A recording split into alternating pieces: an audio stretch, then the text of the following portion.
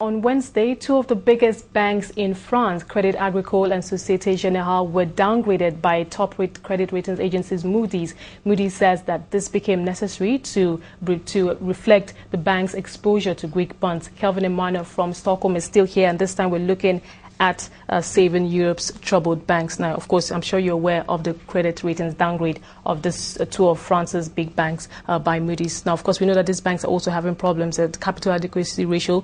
There are holes in their books. So what do you think the policy, just give us your general thoughts on that.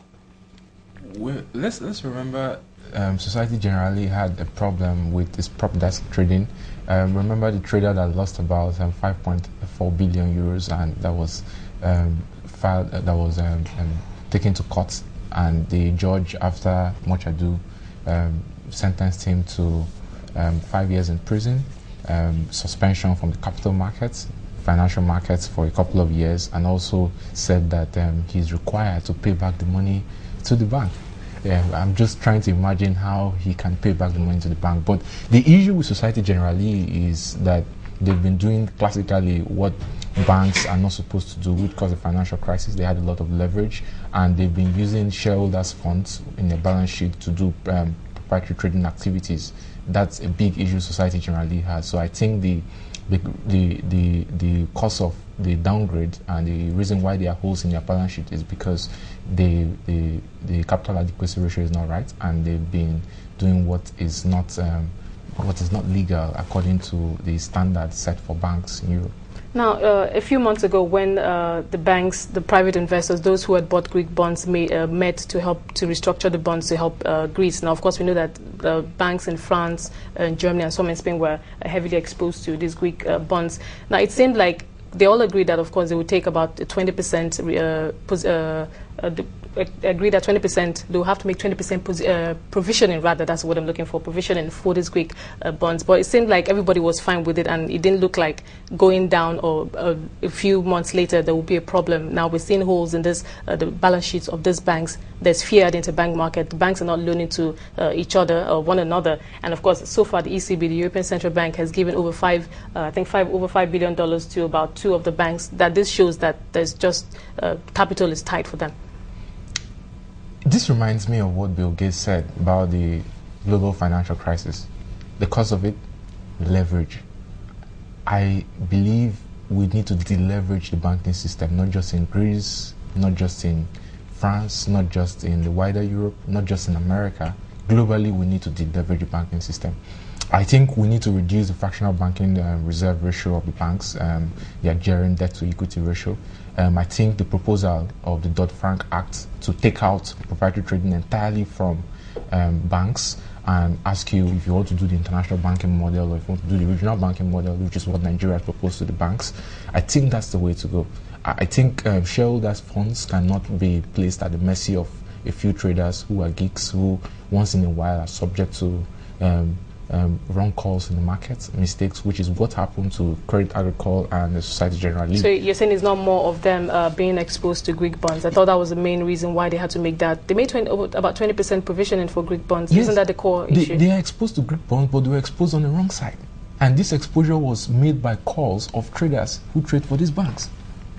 Okay. So I really think that shareholders' funds should not be placed at the mercy of a few traders in the market. I think shareholders' funds should be placed aside, and proprietary trading should be placed aside. The bank should use its own funds to trade. If it loses, it takes its own loss. If it makes profit, it takes its own profit. Okay. So in the short to medium term, do you think the ECB should provide capital or capital boost for these banks to help them? Before they provide capital boost, they have to decide on what model they are going to operate from now. I'm not very sure that under the Basel III adjustment for banking, the Dodd-Frank's proposal is being adopted. I think they have to restructure the model of the banking system in Europe, just like the US is trying to restructure the model back in America before they inject any flow of capital, or else they're going to have a repeat of what has happened before. Okay, so when we know we don't know how soon this debt crisis will be resolved. The policymakers, they're talking about the top leaders in the Eurozone, Angela Merkel, Nicolas Sarkozy. We don't know when this is going to end, but do you think that in the final analysis, they will reach out? Of course, they have to recapitalize these banks. Do Do you think that they will be able to come up with a deal that will cover the banks, help support the banks, and of course deal with this issue of the Greek bonds or Greek debt? They always have a way of coming out with a deal. They have to come up with a deal. They have no choice but to come up with a deal, because the financial system is the most sensitive system in any economy.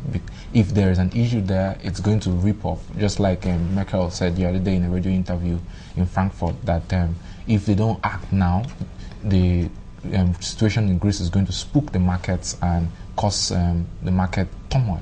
So I think at the end of the day, they have to recapitalize the banks. They have to bail out some of the banks. But before they do that, they have to go back to the foundations and restructure the model on which the banks are operating. Of the banks, okay. So now Angela Merkel said yesterday that Greece is remains an integral part of the Eurozone and will not be allowed to fail.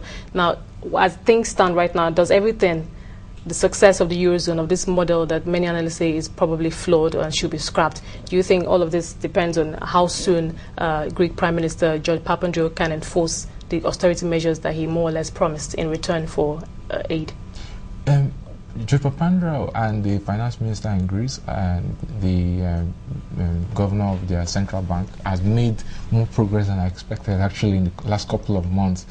For him to ask the leaders, your top government officials, to take a haircut on their pay, and for him to institute a tax on 2-year withholding for property owners in Greece, it's a tough decision.